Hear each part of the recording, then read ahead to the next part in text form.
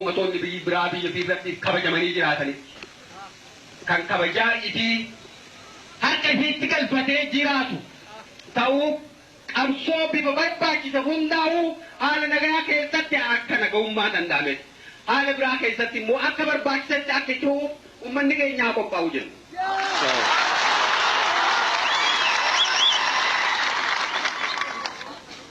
Egaa leenjifamtoonni keenya kanarraa hamilee mirga uummata Oromoo bilisummaa Oromoo guutuu argamsiisuuf kabajsiisuutiin kan qophaa'an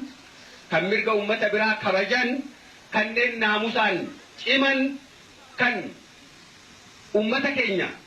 fi uummata cunqurfamaa biraas rakkina keessaa bahuudhaaf qophaa'oodha ta'uu isinii ibsaa asitti argamtanii gaasirna keenya kan humna kanaa eebbisuudha irraa qooda fudhachuu keessan isinis baga gammaddan jechaa nus gammachuu qabnu isiniif ibsaa kanuma inaasuu akeetu muradhaa injifannoo uummata Oromoo.